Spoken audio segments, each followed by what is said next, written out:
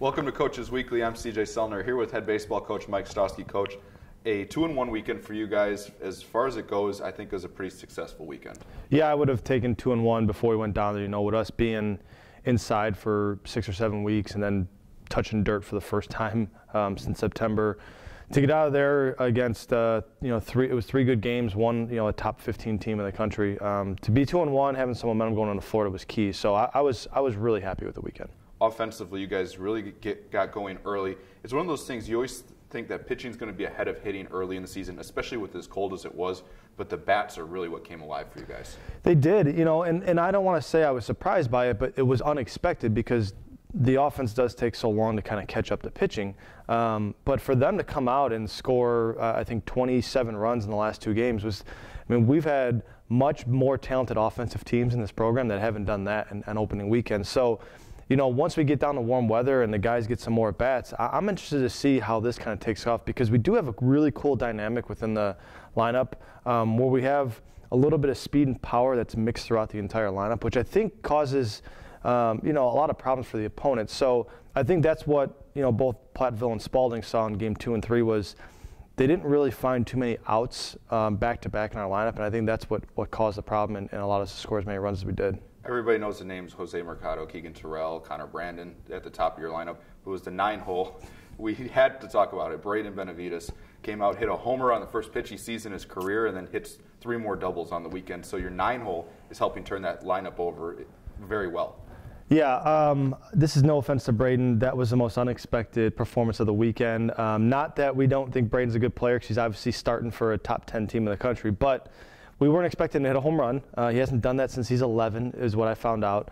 And he's not a power hitter. I mean, he's a small second baseman that's meant to turn the lineup over. He's in there because he's not going to strike out, and he's going to create some offense by getting it to the next guy. But sure enough, I said at the end of day 2, he's kind of our Joe Silva right now. Like, we want Braden up in a big spot, and sure enough, he was delivering. But that's just a matter of preparation.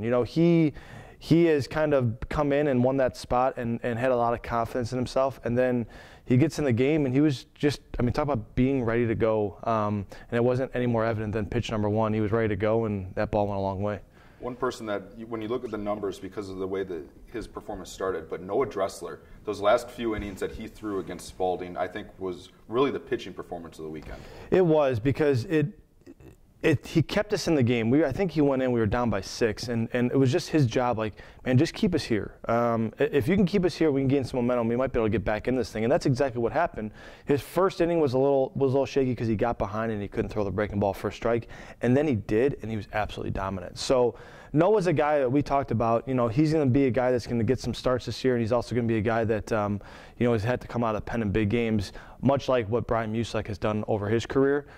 He's going to be in that same kind of role. So you're going to see him a lot more often than other guys because you're going to see him in the starting role in one weekend, and then you're going to see him first out of the pen in the next. So we're excited about him because we feel like that's adding another huge arm to our staff when we go to Florida. You head to Florida for a 6-game week.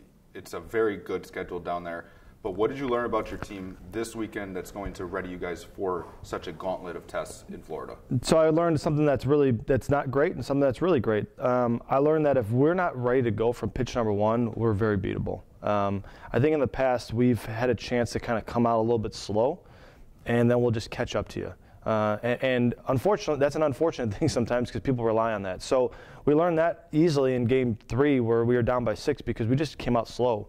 The cool thing that I learned, though, is that this team has a lot of belief in itself, and that they also have found out now that if they come to the park and play their game, it's going to be really tough for them to be stopped for 9 innings. So, when you're down by 6 to a nationally ranked team and you end up winning by 8, that says a lot about your team, both good and bad.